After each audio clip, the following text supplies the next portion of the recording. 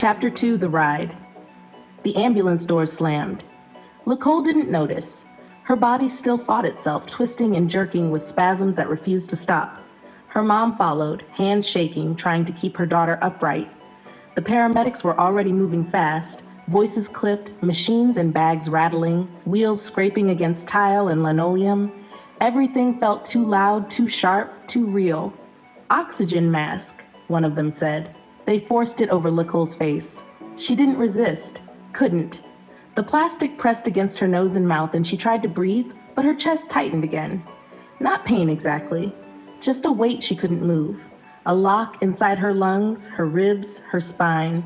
Her mom clutched her hand, fingers digging into Licole's palm. "Baby, I need you. Please, stay with me." Her voice cracked, repeated, begged. The ambulance smelled like antiseptic and vinyl, mixed with the faint metallic tang of spilled blood from the kitchen. Her mom's tears were wet against her wrist. Licole couldn't speak, couldn't tell her it was going to be okay. She didn't even know if it would be.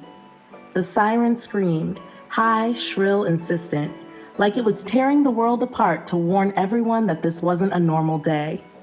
Licole's vision flickered in and out, shuddering, narrowing, then opening again in broken frames. Shadows cut across her eyelids, faces blurred. The paramedic's words bounced around her skull, partially heard. "How long has this been happening? Vitals dropping. We need to move now." Her mom repeated her daughter's name over and over, holding tight. "Stay with me, baby. I need you. Please, please, Licole, don't go. Don't leave me." Her fingers were gripping so hard, Licole could feel the pressure through the oxygen mask, the shaking of the ambulance, the panic in every heartbeat. One paramedic slid an IV into her arm. Licole felt it slice through the skin and thought she might scream, but the spasms caught her voice again. Another medic pressed gently on her shoulders, holding her still for the insertion, murmuring instructions to the first. It all felt distant, underwater, like she was trapped inside someone else's body, while her own refused to listen. The road jolted. The ambulance lurched around corners, tires squealing, metal vibrating through the floor and into her spine. Her chest was tight. Her head felt like it was being pulled apart and pushed together at the same time.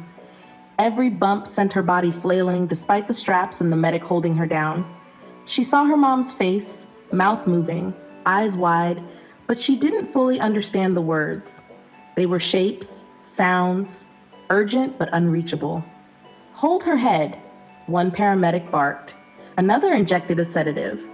Licole felt it burn her veins, warm and strange, crawling toward her brain like fire moving backward. Her body relaxed, just enough to stop the worst jerks, but her chest remained trapped. She wanted to cry, she wanted to fight, she wanted to scream. Nothing came.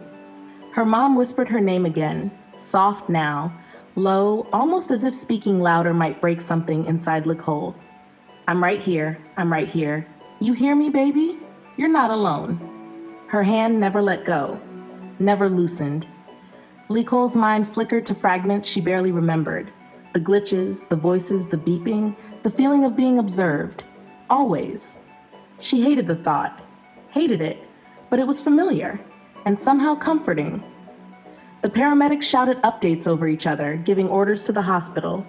"We've got a severe seizure, suspected neurological, possible lead poisoning. She's unstable." The words hit Licole like a hammer. She didn't understand yet. Didn't want to. But inside, her body knew something was wrong. Something more than tiredness, more than headaches, more than ordinary. Her mom repeated herself again, soft, desperate. "You gotta stay, baby. I need you to stay with me, please." Her hand squeezed, thumb brushing the back of Licole's knuckles. That single contact tethered her, even as the world swirled and shrank and twisted around her. The road felt endless. Red lights, green lights, motion and blur. Every bump reverberated through her spine. The sedative made her body heavier than it should be, like gravity itself had decided to sit on her chest. Her limbs floated and crashed, a ghost inside herself. She caught glimpses of paramedics' faces, each movement precise, each word clipped, each gesture urgent. They were fighting for her, too. Not just her mom. Somewhere in the chaos, her mom whispered the same thing again, repeated it like a prayer, like a spell. Don't leave me. Don't leave me. Don't leave me. The words echoed in Licole's skull, bouncing off the walls of her mind. She tried to reach them, tried to grab onto them, and somewhere, buried under seizure and sedation, she felt a thread of herself respond. A flicker. A small recognition.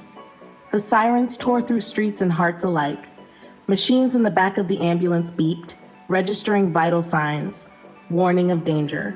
One read unstable, and the screen blinked. Another paramedic tightened a strap, whispered a command, checked her pulse again. They were all moving in synchrony, controlled chaos, fighting for a body that refused to obey. Her mom squeezed her hand again. I'm right here. Stay with me. Please, baby? And for a moment, just a sliver of a moment, Licole's mind reached through the fog. She felt her mom's grip, felt the warmth, the frantic heartbeat pressed against her own.